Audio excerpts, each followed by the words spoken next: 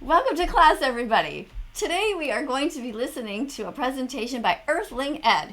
And I've got my card ready here, and I'm ready to make some check marks or some X's depending on what comes out of this guy's mouth. So let's have a look. Get your cards ready, get your vegan marker ready, and let's go.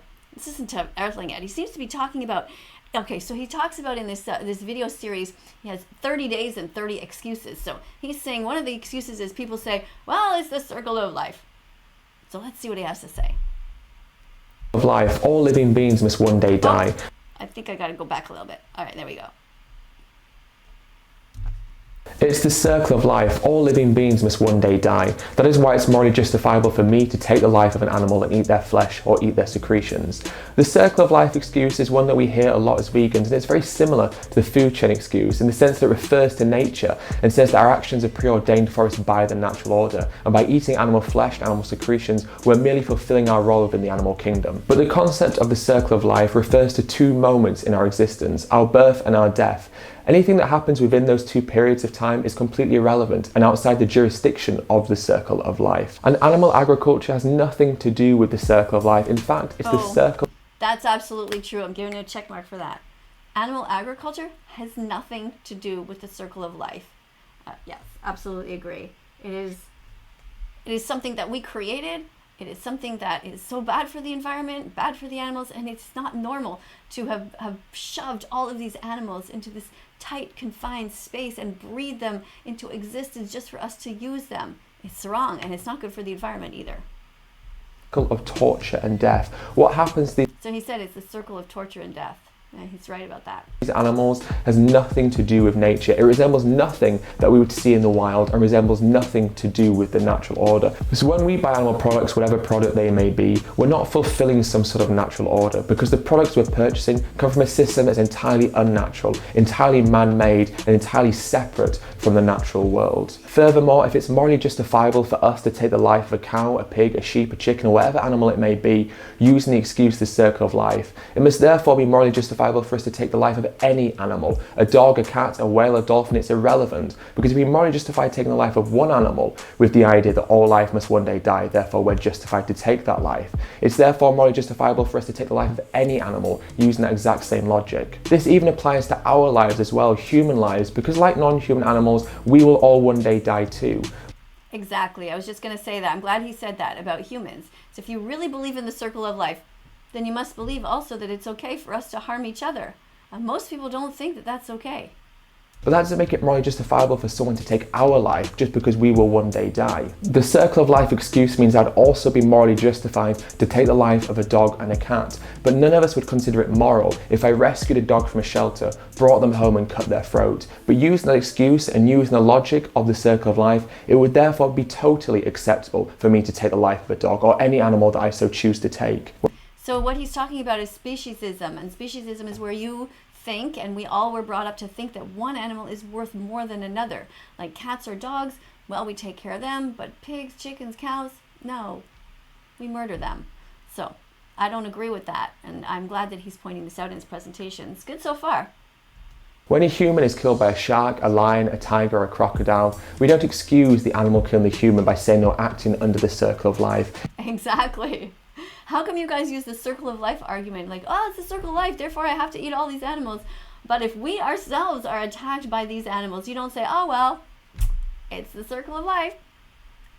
No, you all freak out. So do you believe in the circle of life or not? If anything, we do the opposite. It makes us angry. It makes us upset. We go out and we hunt and we kill the shark, we kill the lion, we kill the tiger, we kill the crocodile. We bring about some sort of revenge. We want to see justice for the life that they took. However, if it's morally justifiable for us to needlessly kill any animal that we want to, under the guise of the circle of life, it's therefore morally justifiable for any life to be taken, including our own, using the exact same logic and the exact same excuse. And I think one of the biggest issues with the circle of life argument is that it refers to something being natural. But the animal agriculture industries are about as far removed from nature as possible. Perfect. Check mark for that, Earthling Ed. Good job. There's nothing natural about the way that we treat animals, with these holocaust-like conditions in which we make them live from the moment that they are born until the moment they get put on these trucks and have their lives ended. The things that we do to animals couldn't be more unnatural. We forcibly impregnate them, we selectively breed them, we farm them in these facilities where they're denied access to fresh air and sunlight. We exploit them for what was never ours to begin with, like their milk and their eggs. We put them in slaughter. My goodness, he's mentioning so much there. All of these industries, so the egg industry, milk industry, the meat industry, all of these terrible things. Thank you for bringing these up, Earthling Ed. This is actually a really good presentation so far. To houses, and we cut their throats and take their life using entirely unnatural methods. The things that we do to these animals have nothing to do with the natural order. We can't possibly excuse our behaviour when we butcher them and mutilate them and inflict pain and suffering and fear upon them entirely needlessly by using the excuse the circle of life. Because the circle of life doesn't provide us any moral justification to unnecessarily and needlessly take the lives of animals that wish to live. And even though again, it's because he's saying it's unnecessary. It's all needless suffering. Every one of you lives near a grocery store, I assume somewhere. Go in there and just put veggies, fruits, nuts, and seeds in your shopping cart, because peace begins on your plate. So open up your heart to these animals. There's no reason to hurt them. Buy other things. And if you want to have amazing vegan recipes, Google vegan recipes. Just type it in, vegan recipes. There are thousands and thousands of them. You can go to a site called bosch.tv. I mean, it's endless. And even go in the description below, you will see where I'm talking about a few different YouTubers here who make amazing vegan foods, and they are ethical vegans. all animals must one day die, that still doesn't give us dominion and permission to take life unnecessarily when we don't have to.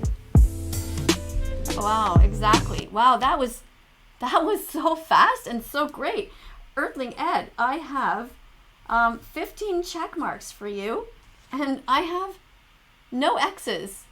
That was what I really like about that presentation. It was straight to the point. It didn't take long, so memorize this video.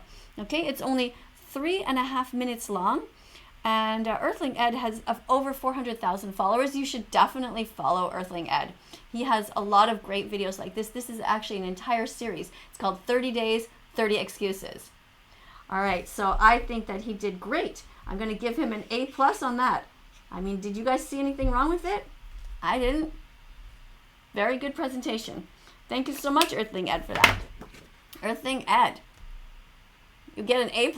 Yeah, got my scissors here. I'm going to cut the bottom of this. I think this card, I can use the bottom part of this card for something else after.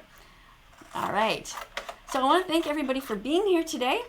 Thank you for, if you haven't yet subscribed to this channel, that's one thing you could do.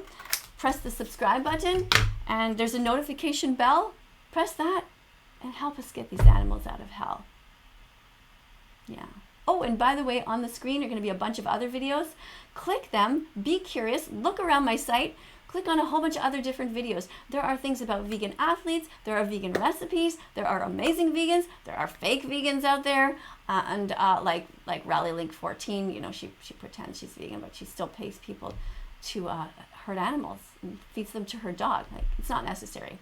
There's all kinds of things. There's videos about vegan dogs and my dog Bella. You can see her playing with her friends, Max and Coco, and anyways, lots of stuff. All right, so thank you everybody for being here, and I will see you all in the next video.